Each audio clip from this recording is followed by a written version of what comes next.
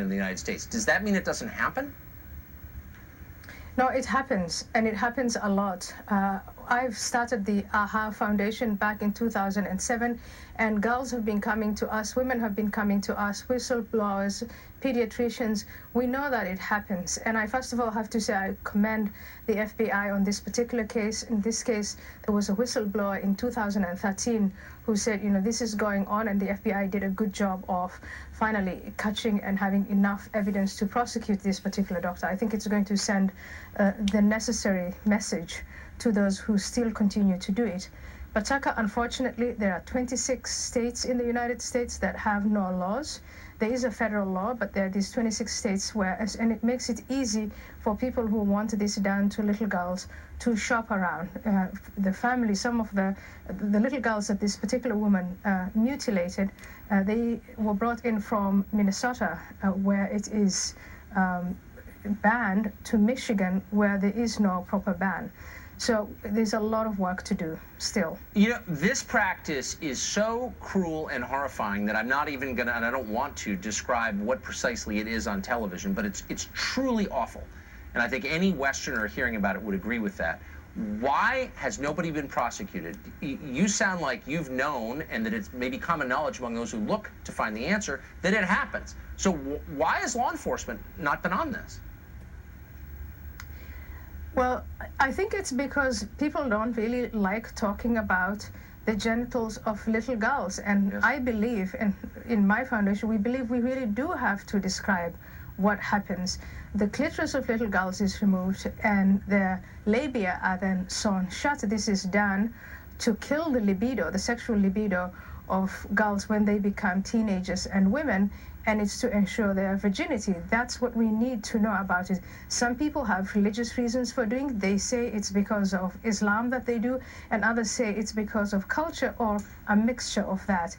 That can never be an excuse to harm girls that way. No. Why hasn't... It's absolutely horrifying, and I don't know why this isn't on the lips of every representative of every human rights group, women's rights group in America. This is so upsetting that I'm still baffled as to why we've ignored it.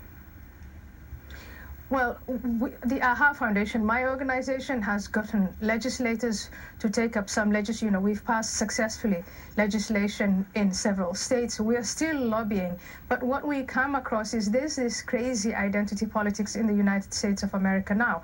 And when girls who are, at risk of these horrible and horrifying practices, FGM is just one, but there are others, what we see is that people are willing to sacrifice the rights of these little girls in the altar of identity politics. It's very difficult for people to talk about the cultures and the religions and the harmful practices that are done by minorities, and this is happening to minority little girls. I hate to think you're right, but I suspect you are. And to think the price that these children are paying for the prim sensibilities of our ruling class is really, really upsetting. So what is the penalty for those who are caught doing this, or the one person who's been charged with this? Well, again, we are really happy with this prosecution. Let's watch what happens. But I think what we need to do is to inform the American people. We try and educate pediatricians, teachers, law enforcement, all sorts of service providers, people around children, that this is a practice that is increasing. There are 500,000 little girls today in the United States who have either undergone or are at risk of being subjected to this. We need help. My foundation can do way more, but yes, we don't have the resources, and we need help. We need money to get this going, to employ the right people, and to get a lot of people to lose their inhibitions and really stand up for these little victims. They're as young as 5 years old, 6 years old. They're taken away during the summer vacation to either their countries of origin or to states that have no penalties. That needs to stop. It's on our conscience. God bless you for doing this. So my producer just said in my ear, we just looked it up in the control room, and the federal penalty for this is 5 years. If there's any crime that deserves a serious penalty, I think it's this one. So thank you for making this public, as hard to talk about it as it is. Ayan, thanks a lot for joining us. Thank you very much. Thank you for having me.